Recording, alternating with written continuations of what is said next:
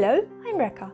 I made an 1898 walking skirt using the truly Victorian TV291 pattern. I'm sorry this isn't the skirt I promised in my petticoat video, that will come later. I bought the last 2 meters of this grey pure wool which I washed at 30 degrees Celsius. It looked ruined, but this is how it turned out when it dried. The wrong side of the fabric was a beautiful brown. I was tempted to use this side, or at least for the front panel. I did not, which I regret. For the lining I chose a hand-sewn poplin that was a blinding experience to sew. The camera didn't like this pattern either. I cut the gores from the wool. I had just enough fabric to make a skirt of decent length. This is how much of the fabric was left. I marked the gores with a tailor's chalk to avoid ending up with a messed up skirt.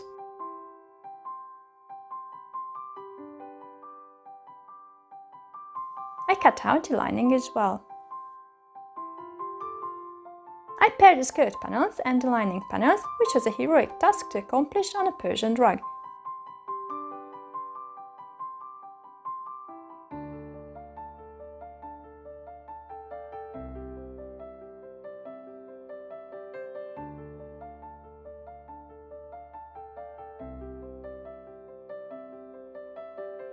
I prefer basting to using pins.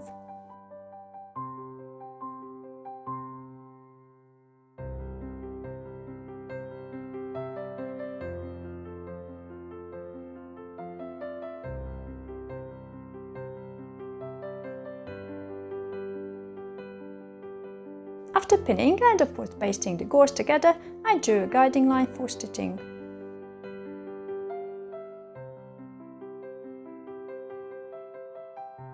I backstitched the seams. I couldn't see what I was doing. The tiny hand-sewn pattern was really difficult to sew.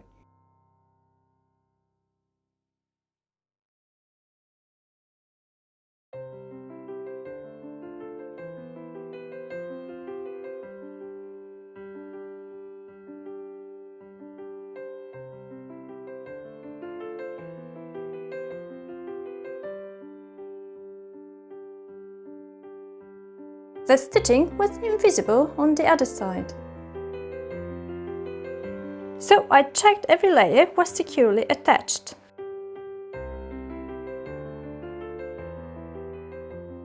I felted the seams. I didn't cut any allowance shorter because I stitched down the allowance of each gore separately, so I didn't think it was necessary.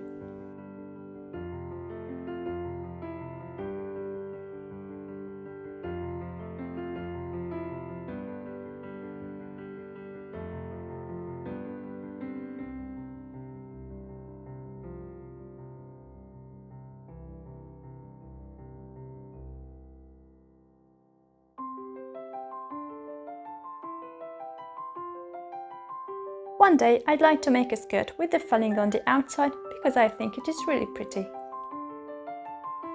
I cut the placket piece.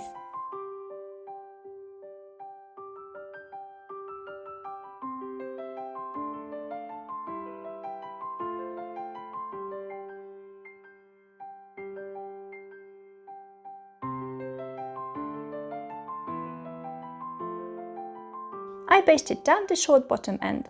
Later I realized I shouldn't have.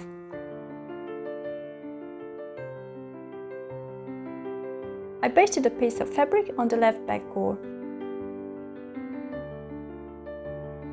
Plackets always give me a hard time to understand.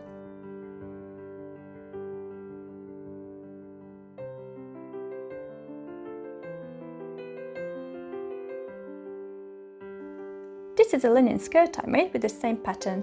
On this I just folded the seam allowance of the right back gore twice and stitched it down. I didn't want to do the same now or behave differently, so I decided to cut another piece of fabric for the right side of the placket, but a narrower one.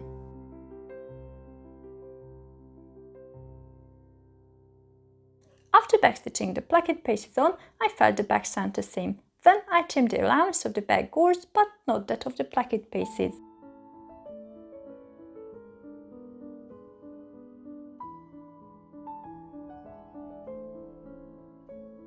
I folded the seam allowance of the placket pieces and went on felling.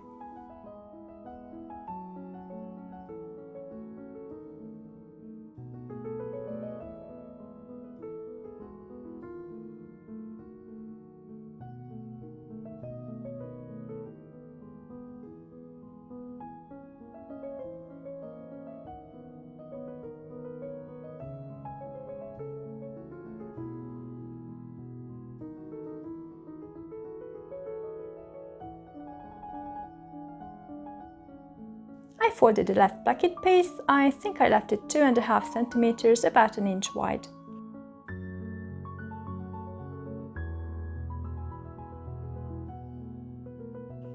I stitched along the edge with tiny running stitches.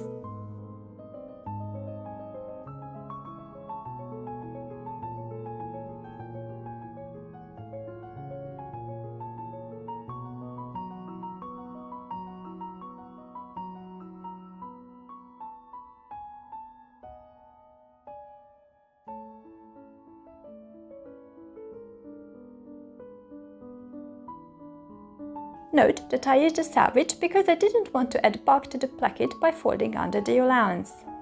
I also stitched along the edge on the right side.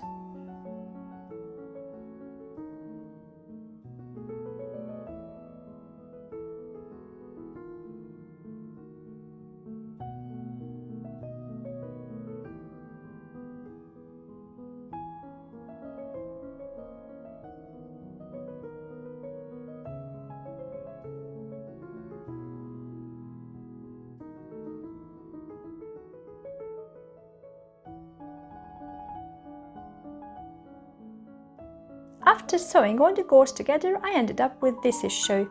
I decided to address it later when the waistband was attached. I had some vintage rayon Russia braid. I only wanted to use it because it was vintage and I tried to always add something old to my projects. Otherwise, I only used natural fibers. It took me days to stitch the braid on, and to be honest, I had no idea how you do it.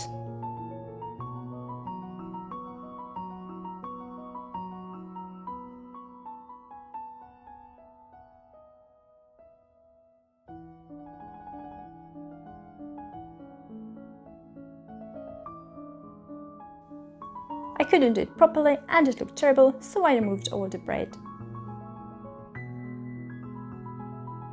I had to add darts in the front.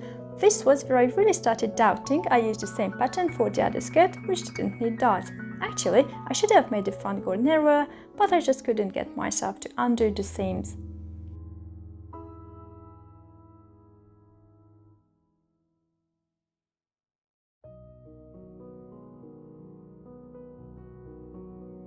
It was lucky I had enough fabric that I could cut on the grain for the waistband.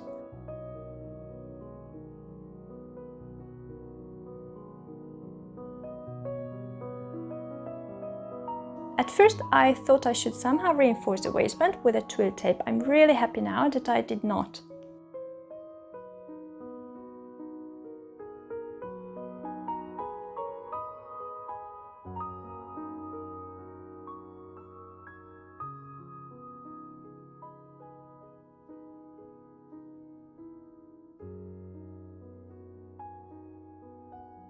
I basted a piece of white twill tape along the waist from side back seam to side back seam to prevent it from stretching while trying to determine how to place the pleats in the back, because it usually requires several trying ons. When I was satisfied with the pleats, I basted on the waistband, but at first it turned out too short. There was a gaping at the placket. The second time I was lucky, so I could stitch on the waistband. It usually takes a dozen attempts to get it right. I used the basting line to guide me.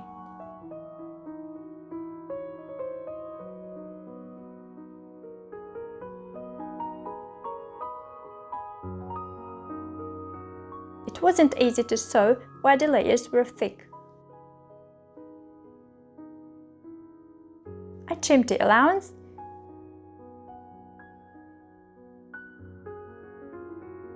I ran small basting stitches above the stitching line to keep the allowance flat.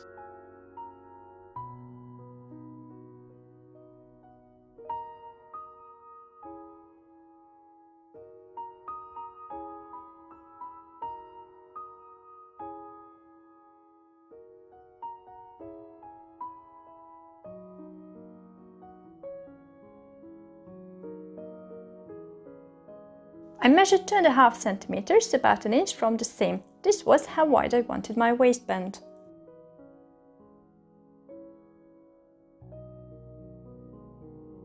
I folded the waistband and pinned it. I left the two ends of the waistband long before folding them because I'm hoping to put on weight and it would be easy to adjust the band if I had the extra length. Also, the extra layer reinforces the fabric, which is going to have to endure a lot of pressure at that area.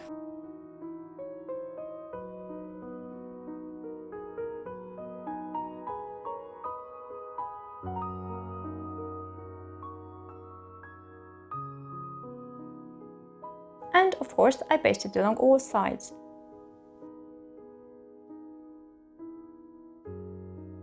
I ran tiny stitches along the top edge. This keeps it flat, strengthens it, and also prevents stretching of the band.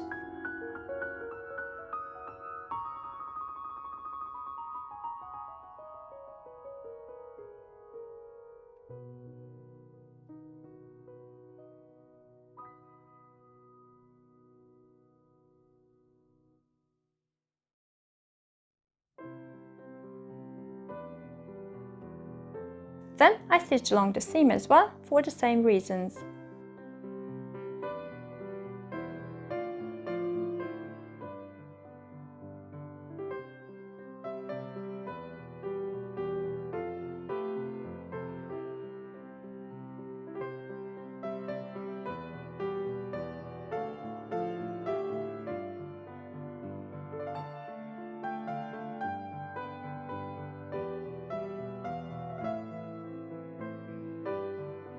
As you can see, I didn't fold the waistband along the other edge, I used the selvage to reduce bulking at the waist.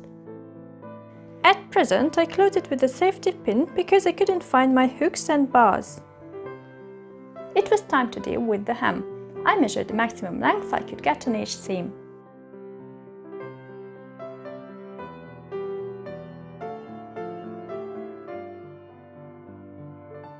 I used the corresponding pattern paste to draw a curve on each gore.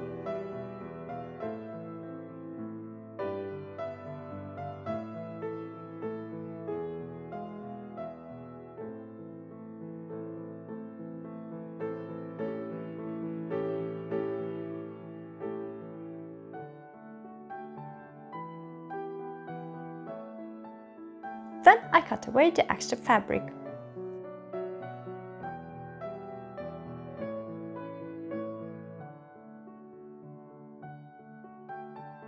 The back's longer because the bustle will lift it a bit.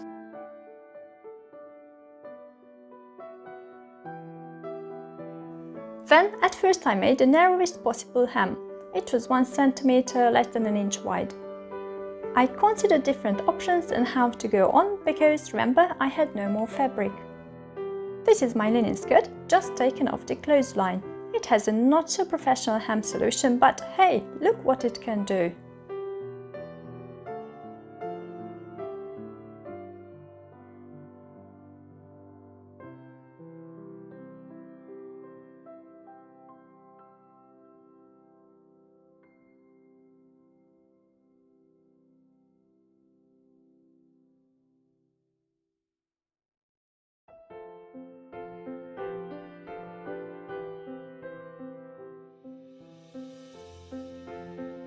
I used the ubiquitous white twill tape because I didn't have enough fabric, like I never do.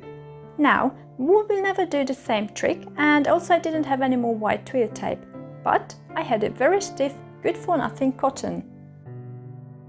I didn't want to sew many more seams, so I decided to make the hem facing from 3 pieces. I first made the pattern. I couldn't use the original pattern because the bottom of the skirt needed some trimming and also fabric tends to stretch. By the way, I let the skirt hang for a day before I cut the bottom. It's important to let the fabric stretch before hemming or you'll end up with an uneven hem.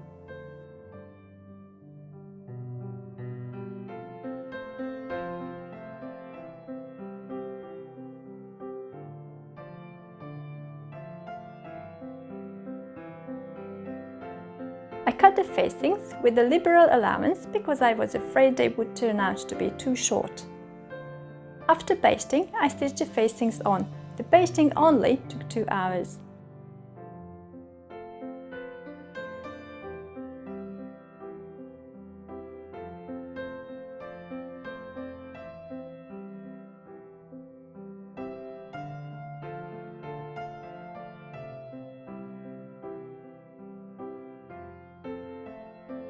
I let the seams overlap. Then I stitched them. I hoped this would give extra structure to the hem.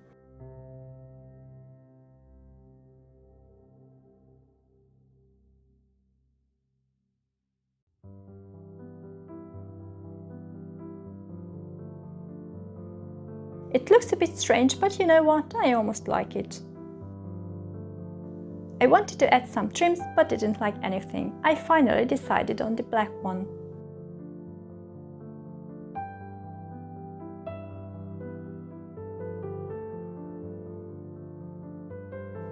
I made a watch pocket. First I cut a small rectangle and overcut the two short edges.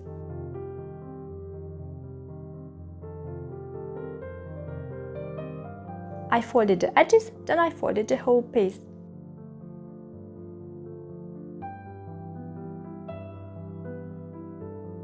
I sewed along the sides.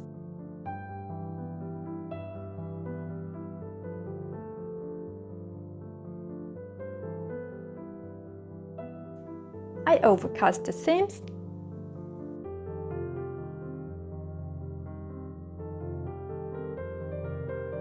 I turned the pocket to the right side.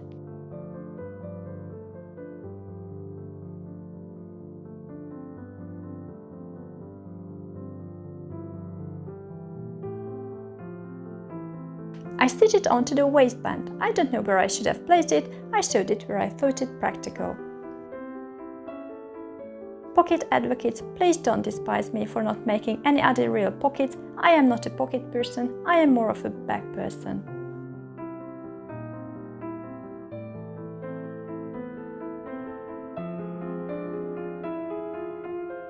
Oh, I forgot to finish the placket. I quickly stitched the bottom edges of the two placket pieces together.